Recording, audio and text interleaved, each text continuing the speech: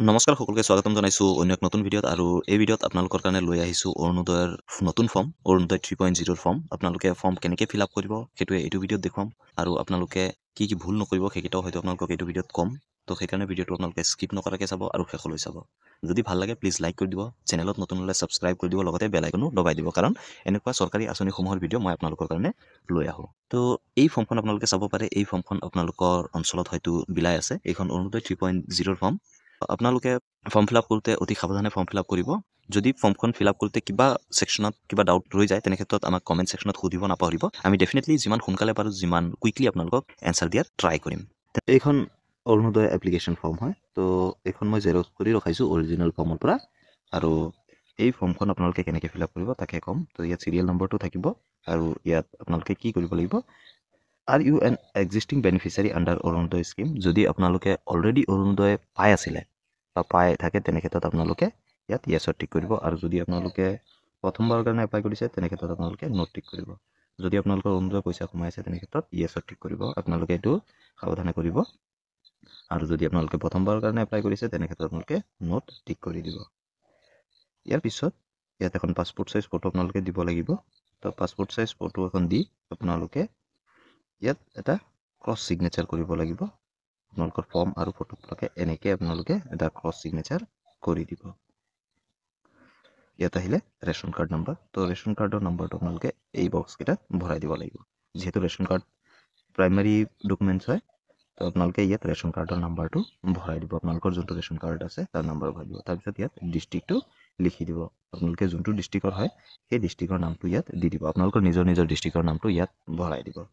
তাৰপিছত LSC তো আপোনালোকে যোনটো LSCৰ আণ্ডাৰত পৰে বিধানসভাৰ আণ্ডাৰত পৰে তো সেইটো আপোনালোকে ইয়াত লিখি দিব ইয়াৰ পিছত আহিলে এপ্লিকেণ্ট ডিটেইলছ তো আপোনালোকে এপ্লিকেণ্ট ডিটেইলছটো ইয়াত ফিল আপ কৰিব লাগিব তো ইয়াত কি দিছে applicant first name middle name last name তো প্ৰথমতে ইয়াত এপ্লিকেণ্ট ফাৰ্ষ্ট নেম দিব লাগিব ইয়াত কমপ্লিট নামটো আপোনালোকে নিলিখিব তো ইয়াত ধৰি লওক মই এতিয়া যিকোনো এটা নাম দি দিলোঁ তো ইয়াত ফাৰ্ষ্ট নেমটোহে দিম তাৰপিছত ইয়াত লাষ্ট নেমটো দিম বৰা মিডল নেমটো যদি আছে আপোনালোকে দি দিব পাৰে তাৰপিছত ইয়াত আহিছে care of wife of and daughter of ইয়াত বুজিবলগীয়া কথা আছে কেয়াৰ অফ যদি আপুনি কাৰো অধীনত আছে বা ইয়াত আছে ৱাইফ অফ যদি আপোনাৰ স্বামীৰ নাম দিব বিচাৰিছে তেনে ক্ষেত্ৰত আপোনালোকে ৱাইফ অফ দিব বা যদি আপুনি দেউতাৰ নাম দিব বিচাৰিছে তেনে ক্ষেত্ৰত ডটাৰ অফ বুলি দি দিব তো ইয়াত ধৰি লওক এতিয়া মই স্বামীৰ নামটো দি দিম তো তেনে ক্ষেত্ৰত আপোনালোকে ইয়াত ৱাইফ অফত টিক কৰি দিব লাগিব তো ৱাইফ অফত টিক কৰি দি আপুনি ইয়াত আপোনাৰ স্বামীৰ নামটো দি দিব আৰু ইয়াত স্বামীৰ নামটো আপোনালোকে কমপ্লিট একেটা লাইনতে লিখিব পাৰে নাম আৰু চাৰনেমৰ মাজত এটা গেপ দিয়ে তো এইটো দি দিয়াৰ পিছত আপোনাৰ জেণ্ডাৰটো ইয়াত চিলেক্ট কৰিব লাগিব তো পুৰুষ যদি এপ্লাই কৰি আছে তেনে ক্ষেত্ৰত মেল দিব যদি আপুনি মহিলা হয় তেনে ক্ষেত্ৰত আপোনালোকে ফিমেল দি দিব ইয়াৰ পিছত আহিছে ডেট অফ বাৰ্থ DOB তো ইয়াত আপোনালোকে ডেট মান্থ আৰু ইয়েৰ ৱাইজ দিব লাগিব তো ইয়াত আপোনাৰ ডেট অফ বাৰ্থটো লিখি দিব ভালকৈ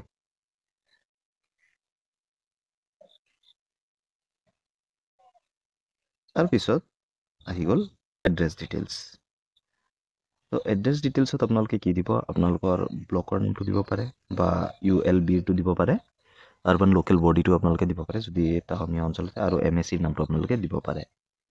তো ইয়াত ধৰি লওক মই এতিয়া ব্লকৰ নামটো দি দিম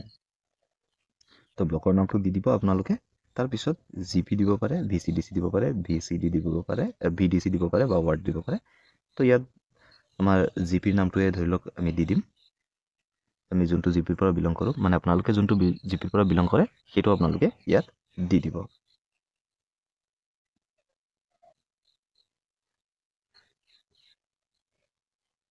তাৰপিছত আপোনালোকে ইয়াত ভিলেজ নেমটো দি দিব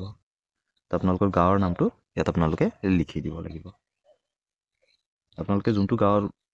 সেই গাঁৱৰ নামটো আপোনালোকে ইয়াত লিখি দিব তাৰপিছত ইয়াত আহিছে লোকেলিটি বা লেণ্ডমাৰ্ক তো আপোনালোকৰ অঞ্চলটো কি বুলি জনা যায় আপোনালোকৰ লোকেলিটি হ'ব পাৰে বা লেণ্ডমাৰ্ক হ'ব পাৰে যদি লেণ্ডমাৰ্ক আছে ওচৰত কিবা আছে ফেমাছ তো সেইটো আপোনালোকে ইয়াত দি দিব মই ইয়াত ধৰি লওক নিয়াৰ বৰনামঘৰ দি দিওঁ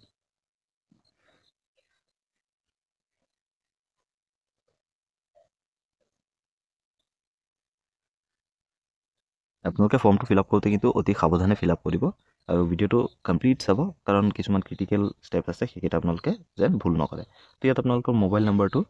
দি দিব, আপোনাৰ ভেলিড মোবাইল নাম্বাৰটো দিব, য'ত আপোনাৰ মেছেজ আহে বা আপোনালোকৰ কিবা OTP যদি দৰকাৰ হয় তেনে ক্ষেত্ৰত যেন আপোনালোকে দিব পাৰে, সেইকাৰণে আপোনালোকে নিজৰ মোবাইলটো দিব আৰু ইয়াত আপোনাৰ পিন নম্বৰটো দি দিব, আপোনালোকৰ পিন কোডটো আপোনালোকে ইয়াত দি দিব। তাৰপিছত ইয়াত আহিছে হাউচ নম্বৰ, হাউচ নম্বৰটো আপোনালোকে দি দিব, আপোনালোকৰ ঘৰৰ নাম্বাৰটো কিমান হয় সেইটো আপোনালোকে ইয়াত লিখি দিব। ইয়াত এক্সাম্পল মই দি দিলোঁ 316, আপোনালোকৰ নিজৰ ঘৰৰ নাম্বাৰটো আপোনালোকে দি দিব। তাৰপিছত ইয়াত আহিছে পুলিচ ষ্টেচন, তো আপোনালোকে কোনটো থানাৰ অন্তৰ্গত হয় সেই পুলিচ ষ্টেচনৰ নামটো ইয়াত লিখি দিব। আপোনালোকে ফৰ্মটো ফিল আপ কৰোঁতে কটাকটি নকৰিব। তাৰপিছত ইয়াত আহিছে ছেকেণ্ড পেজ, তো ছেকেণ্ড পেজত কিছুমান কথা বুজিবলগীয়া আছে। ইয়াত আহিছে উইডো, বিধৱা, এজ 45+, তো 45+ৰ যিবিলাক বিধৱা আছে সিহঁতে এইটো বক্সত টিক কৰিব লাগিব। তাৰপিছত ইয়াত আহিছে দিব্যাংগ, তো ইয়াত যদি বিকলাংগ হয় দিব্যাংগ ছেকেণ্ডটো, তাৰপিছত ডিভোৰ্চ ওমেন 45+, যদি 45+ত ডিভোৰ্চ হৈছে সেইটো, তাৰপিছত ওমেন AY বেনিফিচিয়াৰী, তাৰপিছত ইয়াত আহিছে আনমেৰিড ওমেন, তো 45 বছৰ ওপৰত যদি কোনোবাই বিয়া হোৱা নাই আনমেৰিড ওমেন, তাৰপিছত living in old age home বা ইনষ্টিটিউট যদি এনেকুৱা আছে, আপুনি যোনটো ছেক্টৰত পৰে সেইটোতো women whose composite household income less than 2 lakhs, সেইটো আপোনালোকে ইয়াত দিব পাৰে। তাৰপিছত ওমেন লিভিং অন এলন, তো যদি অকলশৰীয়াকৈ কোনোবা আছে সেইটোও দিব পাৰে। তো এইটোৰ কাৰণে মই এটা ছেপাৰেট ভিডিঅ' বনাম, আপোনালোকে সেইটো চাই ল'ব, আপোনালোকে যোনটো ছেক্টৰত হয় সেইটো দিব। তাৰপিছত ইয়াত আহিছে bank account details of the applicant, তো ইয়াত আপোনাৰ বেংকৰ একাউণ্ট নম্বৰটো দি দিব। ছিকিউৰিটি পাৰ্পছত আমি একো দেখুৱাব নোৱাৰোঁ, কিছুমান বস্তু লিমিটেশ্যন থাকে। তাৰপিছত ইয়াত বেংকৰ নেমটো দি দিব, তো ইয়াত ধৰি লওক আপুনি ষ্টেট বেংকৰ দিলে তো আপোনালোকে লিখি দিব ষ্টেট বেংক অফ ইণ্ডিয়া, বা আপোনালোকে যদি যিটো বেংক দিয়ে আপোনালোকে বেংক অফ ইণ্ডিয়া দিব পাৰে, আছাম গ্ৰামীণ বিকাশ দিব পাৰে, সেইকেইটা আপোনালোকে ইয়াত লিখি দিব, আপোনালোকৰ বেংকৰ নামটো ধুনীয়াকৈ লিখি দিব। যদি জেগাই নহয় আপোনালোকে শ্বৰ্টকাটতো লিখিব পাৰে। তাৰপিছত ইয়াত আছে বেংক ব্ৰাঞ্চ নেম, তো আপোনালোকৰ বেংকৰ ব্ৰাঞ্চ ক'ত আছে, কোন বেংক, মানে আপোনাৰ যোনটো বেংকেই নহওক আপোনালোকৰ ব্ৰাঞ্চৰ নামটো ইয়াত দি দিব। তাৰপিছত ইয়াত আহিছে IFSC কোড, তো প্ৰত্যেকটো বেংকৰে এটা IFSC কোড থাকে, সেই IFSC কোডটো হয়তো আপোনালোকৰ পাছবুকতো লিখা থাকিব পাৰে বা আপোনালোকে বেংকত সুধিলেও গম পাই যাব। তো আপোনালোকে সেই IFSC কোডটো ইয়াত লিখি দিব। মই গোটেইকেইটা ৰেণ্ডমলি দিছোঁ, আপোনালোকে এইকেইটা জাষ্ট খালি নিয়মকেইটাহে চাব। তাৰপিছত ইয়াত আছে বেংক পাছবুক ফ্ৰণ্ট পেজ, তো বেংক পাছবুকত ফ্ৰণ্ট পেজটো আপোনালোকে দিবই লাগিব, সেইটো আপোনালোকে য়েছত টিক কৰি দিব। তাৰপিছত ইয়াত আহিছে কনচেণ্ট ছেল্ফ ডিক্লেৰেশ্যন, তো কনচেণ্ট ফৰ আধাৰ, তো আপোনালোকে ইমান পঢ়িব নালাগে, ইয়াত আপোনালোকৰ আধাৰৰ নাম্বাৰটো দি দিব। মাই আধাৰ ইজ, আপোনালোকৰ 12টা ডিজিট থাকিব, সেইকেইটা আপোনালোকে ইয়াত লিখি দিব। তাৰপিছত আহিছে consent for EPIC and ration card, তো আপোনালোকৰ ইয়াত ভোটাৰ ID কাৰ্ডৰ নাম্বাৰটো দি দিব লাগিব। মাই ইপিক নাম্বাৰ ইজ, তো আপোনালোকৰ যিটো ভোটাৰ ID কাৰ্ডৰ নাম্বাৰ থাকে সেইটো আপোনালোকে ইয়াত লিখি দিব। তাৰপিছত ইয়াত আহিছে ছেল্ফ ডিক্লেৰেশ্যন চাইন্ড, 6 নম্বৰ অপশ্যনটো চাব পাৰে, তো ইয়াত আপোনালোকে য়েছত টিক কৰি দিব লাগিব। তাৰপিছত ইয়াত আহিছে চাব পাৰে থাম impression signature of the applicant, তো ইয়াত আপোনালোকে চাইন কৰি দিব, বা যোনে ছিগনেচাৰ কৰিব নাজানে তেনে ক্ষেত্ৰত সিহঁতে আঙুলিৰ ছাপটো দিলেও হৈ যাব, বুঢ়া আঙুলিৰ ছাপটো দিব লাগিব। তাৰপিছত ইয়াত আহিছে পেজ নম্বৰ 3, তো পেজ নম্বৰ 3ত আপোনালোকে ছেল্ফ ডিক্লেৰেশ্যনটো দিব লাগিব, this is to sign and verify that I, তো এপ্লিকেণ্টৰ নামটো আপোনালোকে ইয়াত দিব লাগিব, তো এপ্লিকেণ্টৰ নামটো এই প্ৰথম স্লটটোত লিখি দিব।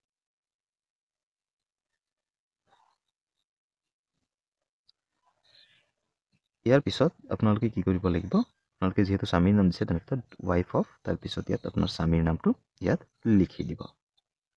তাৰপিছত এজ এবাউট, তো আপোনাৰ আনুমানিক বয়স কিমান সেইটো আপোনালোকে কেলকুলেট কৰি উলিয়াই ল'ব, আপোনালোকৰ যিটো বয়স হয় সেইটো আপোনালোকে দি দিব। তো ইয়াত দি দিয়াৰ পিছত আপোনালোকে কি কৰিব, ৰিচাইডিং এট, তো ইয়াত আপোনাৰ কমপ্লিট এড্ৰেছটো লিখি দিব লাগিব এই স্লটটোত, তো আপোনালোকে কমপ্লিট এড্ৰেছটো লিখি দিব, আপোনালোকৰ গাঁও, তাৰপিছত আপোনালোকৰ পোষ্ট অফিচটো দিব পাৰে, তাৰপিছত আপোনালোকে আপোনালোকৰ পুলিচ ষ্টেচনটো দিব পাৰে, তাৰপিছত আপোনালোকৰ ডিষ্ট্ৰিক্ট নেমটো দিব পাৰে, তাৰপিছত আপোনালোকে ব্ৰেকেটৰ ভিতৰত আপোনালোকে ধৰি লওক আসামটো লিখি দিলে তাৰপিছত আপোনালোকে আপোনালোকৰ পিনক'ডটো দি দিলে আপোনালোকৰ যোনটো পিনক'ড হয় আপোনাৰ এৰিয়াৰ সেইটো আপোনালোকে দি দিব আগতো অলৰেডি লিখিছে কিন্তু ইয়াত আপোনালোকে দি দিলে যদি স্পেচ আছে আপোনালোকে দি দিব পাৰে তাৰপিছত ইয়াত আহিছে যে আপোনাৰ ৰেচন কাৰ্ডৰ নাম্বাৰ তো ইয়াত আপোনালোকৰ ৰেচন কাৰ্ডৰ নাম্বাৰটো দিব লাগিব তো আপোনালোকে যদি ৰেচন কাৰ্ড পাইছে আপোনালোকৰ ৰেচন কাৰ্ডৰ নাম্বাৰ থাকিব সেইটো আপোনালোকে ইয়াত দিব লাগিব তাৰপিছত আপুনি তললৈ গুচি যাব তললৈ গুচি যোৱাৰ পিছত ইয়াত আপোনালোকে চাব পাৰে বেনিফিচিয়াৰী নেম তো বেনিফিচিয়াৰীৰ নামটো আপোনালোকে ইয়াত লিখি দিব কেপিটেল লেটাৰত লিখি দিব আপোনালোকে প্ৰথম বেনিফিচিয়াৰীৰ বা এপ্লিকেণ্টৰ নাম লিখিছে তো তাৰপিছত ইয়াত বেনিফিচিয়াৰীৰ ছিগনেচাৰ কৰি দিব যোনে এপ্লাই কৰিছে তাৰপিছত ইয়াত যোনটো তাৰিখে জমা দিব তাৰ ডেটটো দি দিব তো মই আজি ফৰ্ম ফিল আপ কৰি আছোঁ তো সেইটো ইয়াত তাৰিখটো দি দিলোঁ তাৰপিছত আপুনি যোনটো এৰিয়াৰ পৰা বিলং কৰে সেই এৰিয়াৰ নামটো ইয়াত লিখি দিব আপুনি আপোনাৰ গাঁৱৰ নামটো লিখি দিব তো ভিডিঅ'টো যদি ভাল লাগে প্লিজ লাইক কৰি দিব চেনেলত নতুন হ'লে ছাবস্ক্ৰাইব কৰি দিব লগতে বেল আইকনো দবাই দিব আৰু চৰকাৰী আঁচনিসমূহৰ আপডেট পাই থাকিবলৈ এই চেনেলটো ছাবস্ক্ৰাইব কৰিব নাপাহৰিব ধন্যবাদ জয় অসম